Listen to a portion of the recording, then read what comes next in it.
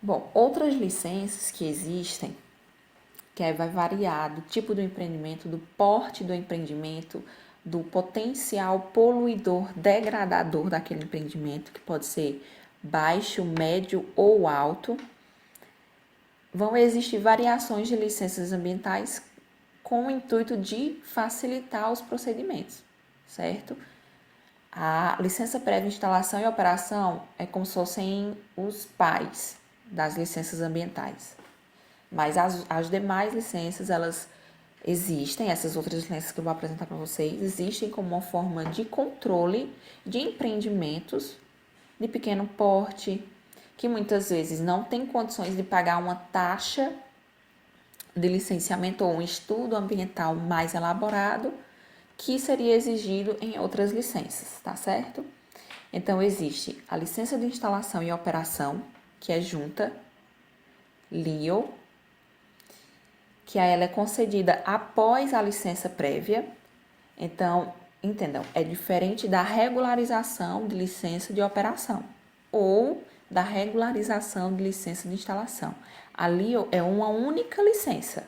Então, existe uma única taxa, um único procedimento para a emissão dessa licença, onde o empreendimento solicita a licença prévia e, posteriormente, ele solicita uma LIO, uma licença compacta, onde vai compreender tanto a de instalação como a de operação.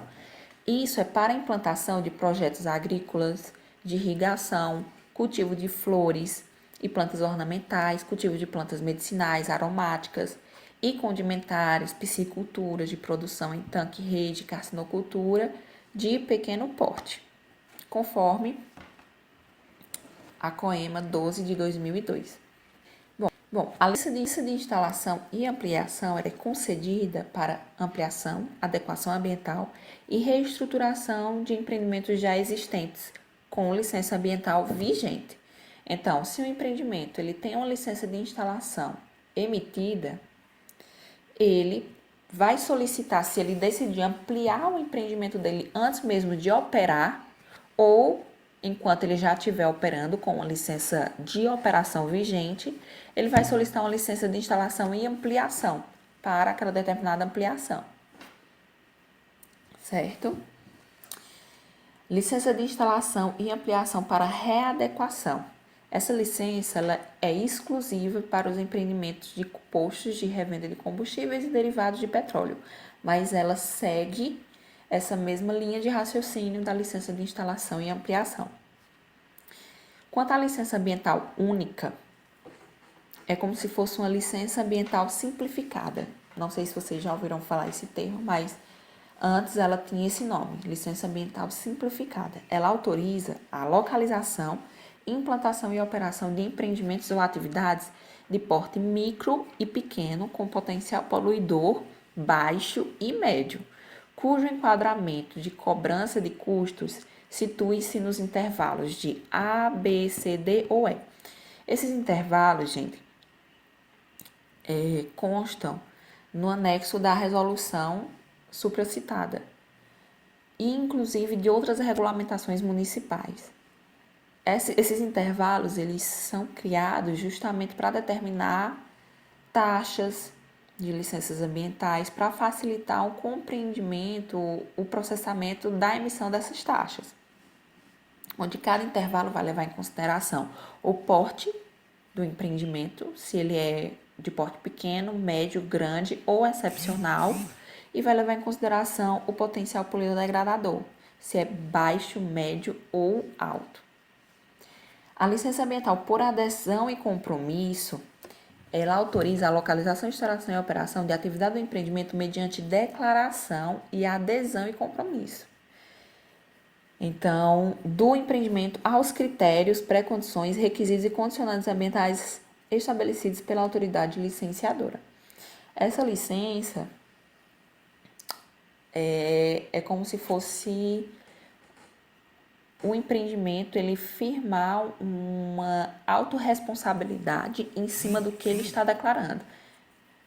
Então, se torna muito mais simples, é um pouco diferente das licenças ambientais simplificadas, porque vai compreender outros tipos de empreendimento que aí vocês podem aprofundar melhor ela na Coema. Eu não quis colocar para não ficar tão extensa a aula, mas para que vocês entendam que ela existe, que é possível. E para quem pretende seguir na área de consultoria ambiental ou de analista ambiental, pode entrar aí na Coema e aprofundar melhor sobre sobre cada tipo dessas licenças e os pré-requisitos, as documentações necessárias para cada uma delas. Tem também a licença prévia e de instalação, que entra nessa mesma lógica da licença de instalação e operação, onde ela consiste na aprovação, na localização, concepção e instalação do empreendimento, que aí também vai ser para determinados empreendimentos, gente. Então, vai ter empreendimentos, isso está regulamentado em lei, tem empreendimentos que permite a emissão de uma licença prévia de instalação conjunta, mas aí é bem restrito a determinadas atividades e seu potencial poluidor. Mas enfim, saindo dessa etapa dos tipos de licença, a gente entra a questão dos loteamentos. Aí eu trago só para lembrar, né? Porque já teve aulas de parcelamento do uso do solo, aulas que trataram desse tema de loteamento. O que é o loteamento ambiental? No que ele se difere do desmembramento. O loteamento é a subdivisão da gleba em lotes, destinados à edificação com a abertura de novas vias de circulação de logradouros públicos ou prolongamento, modificação ou ampliação das vias existentes. Os lotes a serem gerados, eles não poderão apresentar parâmetros de ocupação diferentes da lei de zoneamento ambiental, que vigorar na área específica. Isso vale para todo e qualquer empreendimento, mais especificamente para loteamento, porque ele pega uma área muito extensa, então ele vai compreender diferentes tipos de zoneamento, de zonas. E no que ele se difere do desmembramento? O desmembramento é a subdivisão de glebas em lotes que aproveita a malha viária e os equipamentos públicos já existentes. Então, se tiver um terreno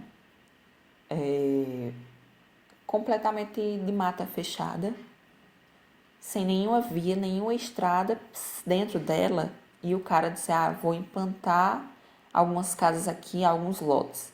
Então, vai ser um loteamento, porque ele vai instalar vias, vai abrir novas vias de circulação em logradouros públicos.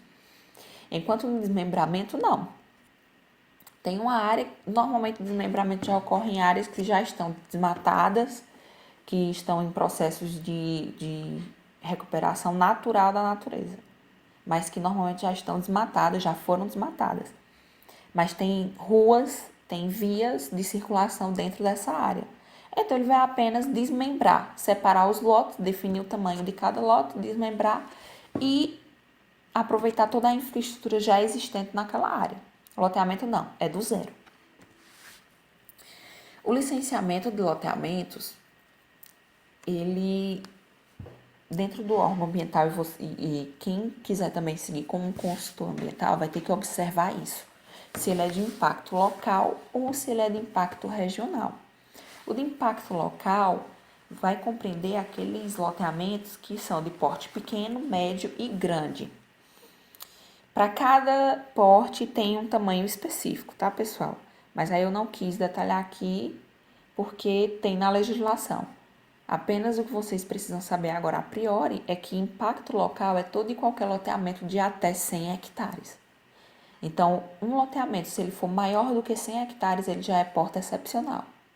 Então, ele tem que ser licenciado pelo órgão do Estado, que no caso do Ceará é a SENASSE. Se esse loteamento compreender mais de 2 estados, sendo maior do que 100 hectares, aí ele vai ter que ser licenciado pelo órgão federal, que no caso seria o IBAMA. Se ele tiver menos do que 100 hectares e mesmo assim compreender mais de um estado ou mais de um município, ele também não vai ser de competência municipal. Ele vai ser de competência federal e estadual, respectivamente. Ou seja, pegando 2 estados, federal, pegando 2 municípios, estadual. E o desmembramento, ele, só para já que eu quis trazer o desmembramento, apesar da gente estar falando do loteamento só para vocês terem uma noção. Quando se fala de desmembramento, ele tem um PPD baixo, potencial poluidor baixo. Enquanto o loteamento, não, tem um potencial poluidor médio, porque vai exigir mais processos do que o desmembramento. E independente da área do desmembramento, ele é de impacto local, mesmo sendo superior a 100 hectares. Normalmente não se aparecem desmembramentos superiores a 100 hectares, mas pode ocorrer. E se ocorrer, mesmo assim é impacto local. E aqui eu trago os tipos de licença que o loteamento se enquadra. Então, dentro dos tipos que eu apresentei para vocês, o loteamento ele vai se enquadrar na licença prévia, licença de instalação, regularização de licença de instalação, ou seja, quando o loteamento iniciou sua instalação de forma irregular, sem licença ambiental, ele vai ter que dar entrada com uma regularização da licença de instalação, arcando com os custos de uma licença prévia e de uma licença de instalação e apresentando todos os estudos ambientais que seriam apresentados nessas diferentes fases. E ele entra também na renovação da licença de instalação. A licença de instalação, como você... a licença de instalação, ela pode ter uma duração de até 6 anos, de acordo com a legislação estadual do Ceará. Vai ter alterações nesses prazos conforme as legislações de outros estados e inclusive de municípios. Aqui no município de Juazeiro do Norte, normalmente essas licenças ambientais saem com um máximo de 3 anos. Quase eu desconheço qualquer licença de instalação que tenha sido emitida acima de 3 anos. E houve um tempo que o órgão ambiental do município só emitia licenças de instalação com validade máxima de 1 ano. Esse prazo de validade é importante por quê? Porque a cada renovação da licença vai gerar um custo para o empreendedor. Então, claro que para ele é muito mais vantajoso se essa licença de instalação sair com um prazo de validade maior. Enquanto para o órgão ambiental não é tão vantajoso. Por quê? Tanto pelo imposto que ele não está arrecadando, óbvio que ele iria arrecadar com essas taxas anuais, como também pela equipe que ele vai ter que ter para exercer a análise e monitoramento ambiental desse empreendimento, que é a fiscalização, de um empreendimento com licença emitida. Então, uma licença muito extensa, como por exemplo de 6 anos, o empreendedor ele vai se limitar a cumprir as condicionantes e só. Quando se renova anualmente a licença de instalação, se obriga o empreendedor a ir no órgão, a apresentar novas documentações, inclusive projetos, e inclusive obriga que o analista ambiental ele faça uma vistoria técnica naquela área anualmente. Quando a licença de instalação ou operação tem um prazo superior a 1 ano, aí tem que haver um controle dentro do órgão ambiental, dentro do setor de monitoramento ambiental, onde tenham profissionais analistas responsáveis apenas por monitorar se o loteamento está sendo instalado da forma adequada, está cumprindo com o que foi estabelecido nas condicionantes, não está praticando nenhum tipo de degradação ambiental ou crime ambiental e por aí vai. Enfim, loteamentos eles não têm licença de operação. Por quê? Não tem licença de operação? Porque não vai existir uma atividade operando naquela localidade. A única atividade em operação é na fase de instalação, que aí o órgão ele vai monitorar a partir da licença de instalação que foi emitida. Então, uma vez o loteamento instalado, com toda a infraestrutura necessária, com as vias asfaltadas, sistema de drenagem instalado, o empreendedor ele vai começar a vender os lotes e, enfim, vão ser outras pessoas que vão se envolver em um processo posterior. Então, por isso que não se exige uma licença de operação para o loteamento, porque não existe uma atividade de operação constante. Existe apenas a fase de instalação dentro de uma implementação de loteamento, certo? Aí aqui são as documentações básicas, os documentos que eu falei, os formulários que eu falei para vocês, que vai se diferenciar um pouco de cada órgão ambiental, onde consiste no requerimento padrão, onde eles pedem 3 vias, onde uma via vai para arquivo, outra via vai para o processo de licenciamento e outra via fica com o empreendedor. Esse modelo de checklist é da Autarquia de Meio Ambiente de Juazeiro do Norte. Eu peguei porque está mais perto da nossa realidade. Eles pedem também CNPJ ou CPF quando pessoa física. Sendo CNPJ, eles pedem cópia do contrato social também da empresa. Eles pedem a matrícula ou certidão do imóvel, ou contrato de arrendamento, locação ou escritura de compra e venda, qualquer documento que comprove a posse daquele terreno, a posse legal daquela área. E eles pedem a publicação em jornal da solicitação de regularização de licença de instalação. Essa é uma legislação federal.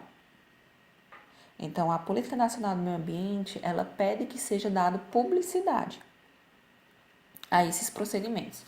Uma vez que, a partir do momento que você publica que está solicitando uma licença prévia, uma licença de instalação para um loteamento e deve, inclusive, especificar o endereço desse loteamento, a população ela pode se manifestar, né? Ela pode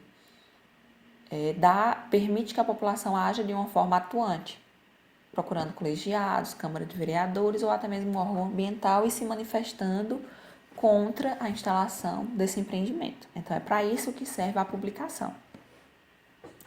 Tem os custos de licenciamento, onde vai depender também de cada órgão, e uma descrição geral da área do empreendimento, que é a concepção geral do projeto e memorial descritivo, onde nesse memorial descritivo tem que apresentar de uma forma resumida tudo que, digamos, vai ser apresentado de uma forma aprofundada nos estudos ambientais.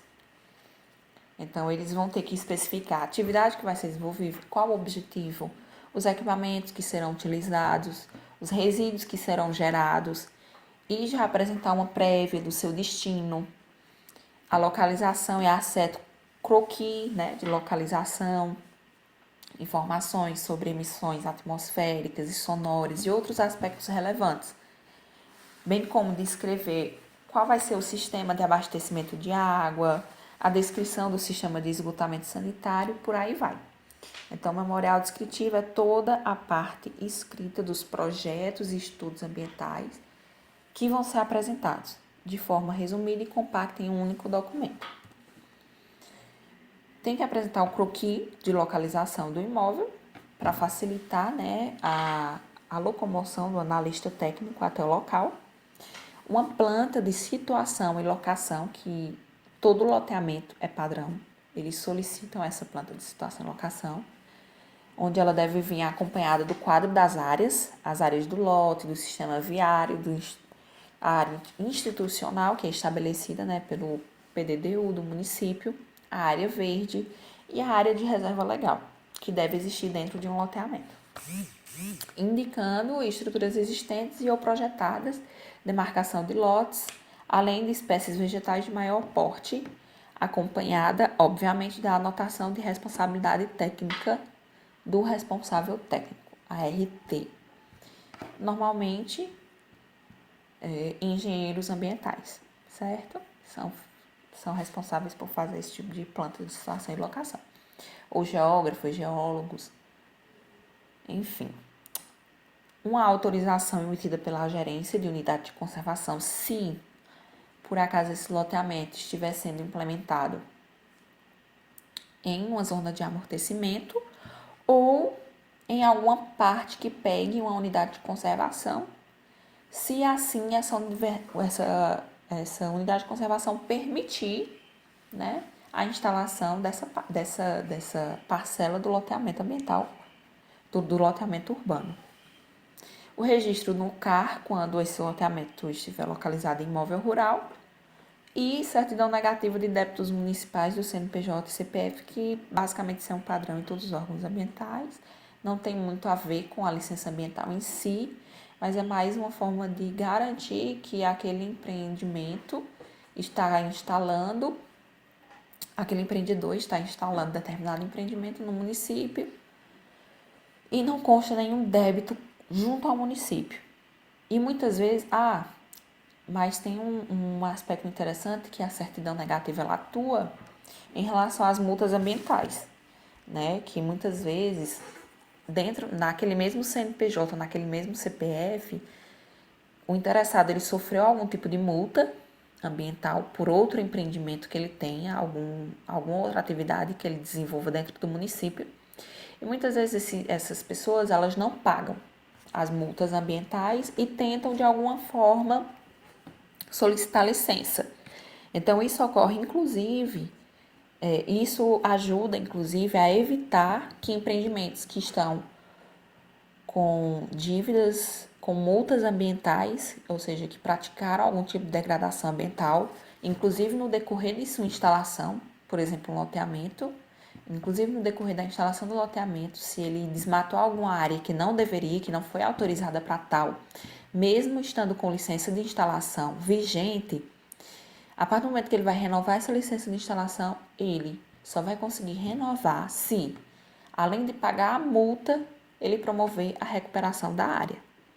Então, a certidão negativa de débitos é importante nesse critério, nesse aspecto.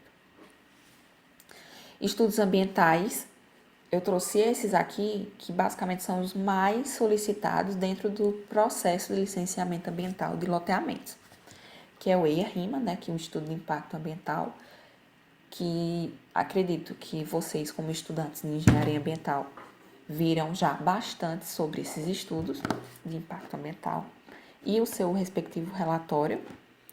O EAS, que é o Estudo Ambiental Simplificado, que ele existe basicamente para substituir o EIA-RIMA em empreendimentos de um porte inferior, né? Se é um loteamento não muito grande, sei lá, 30 hectares, um exemplo.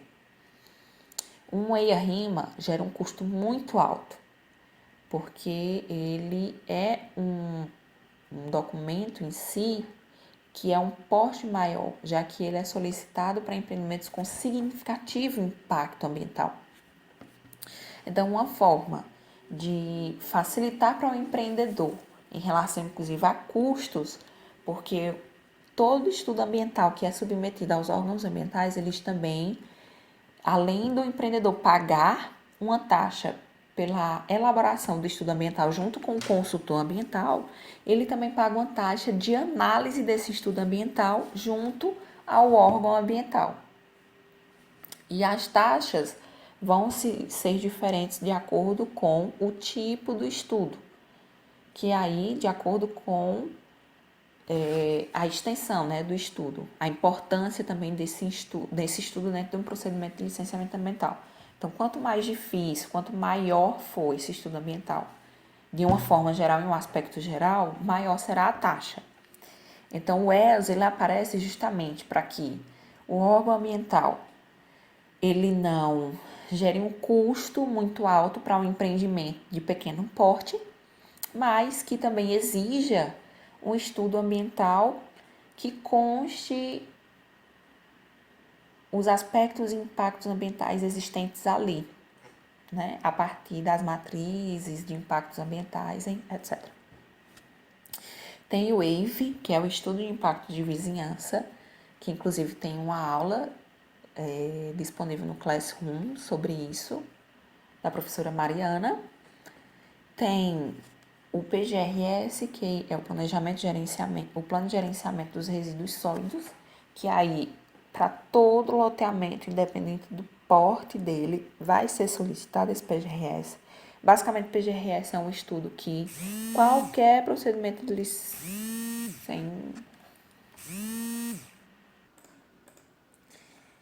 Bom, pessoal, continuando, O PGRS, ele basicamente é um estudo que vai ser solicitado em qualquer empreendimento, independente do porte desse empreendimento. Porque é algo básico, algo simples, que tem que ser solicitado em relação aos resíduos que estão sendo gerados naquela determinada atividade, enfim. Tudo, qualquer passo que a gente dê é gerado resíduos. Então, por isso que o PGRS basicamente é um estudo essencial. O PCA, que é o Plano de Controle Ambiental. O RAMA, que é o Relatório de Análise e Monitoramento Ambiental, ele pode ser chamado tanto de RAMA como de RETAMA. Aqui mesmo no órgão da Autarquia de Meio Ambiente, na Maju, ele tem o nome de RETAMA. No órgão do Estado, na COEMA, que eu citei para vocês, ele leva o nome de RAMA, mas é o mesmo relatório, o mesmo documento. E o PRAD e o Plano de Recuperação de Áreas Degradadas. Basicamente, esses são os estudos ambientais que mais são solicitados em um procedimento de licença